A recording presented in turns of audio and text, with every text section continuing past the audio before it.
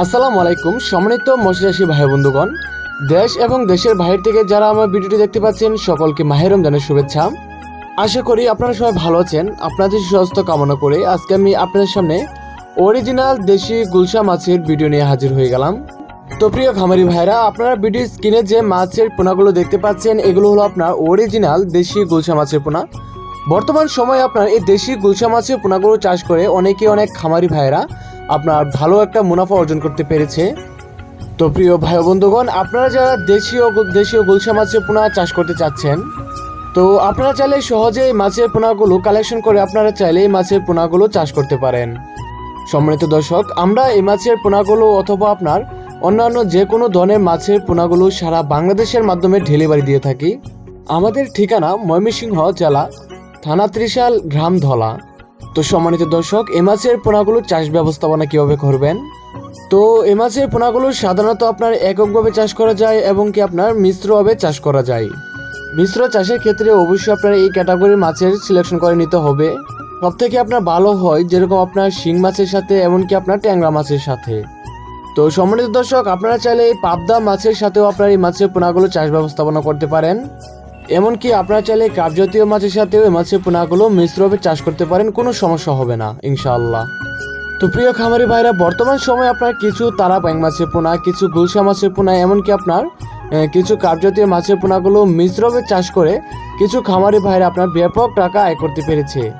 তো আপনারা যারা এককভাবে মাছের পোনাগুলো চাষ করতে চাচ্ছেন তারা আপনারা চাইলে প্রতি শতাংশে 1000 পিস মাছের পোনা কালচারিংয়ে দিতে পারবেন। আর যদি আপনারা মিশ্রভাবে চাষ করবেন সেক্ষেত্রে আপনার প্রতি শতাংশে 300 থেকে 400 পিস পোনা প্রতি শতাংশে মজুত করতে পারবেন।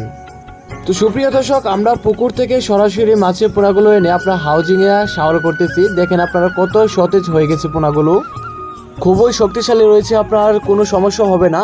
আপনারা বাংলাদেশের যে কোনো জায়গা থেকে এই মাছের পোনাগুলো নিঃসন্দেহে নিতে পারেন, একটা মাছের পোনাগুলো মারা যাবে না।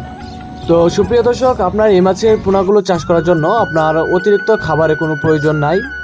কার্পজাতীয় মাছের তুলনায় খুব কম খাবার লাগে। তো আপনারা যদি প্রাকৃতিকভাবে চাষ করতে চান সেক্ষেত্রে আপনার 300 থেকে 400 পিস পোনা যদি চাষ করেন আপনার শতক প্রতি, তাহলে আপনার কোনো প্রকার খাবার লাগবে না।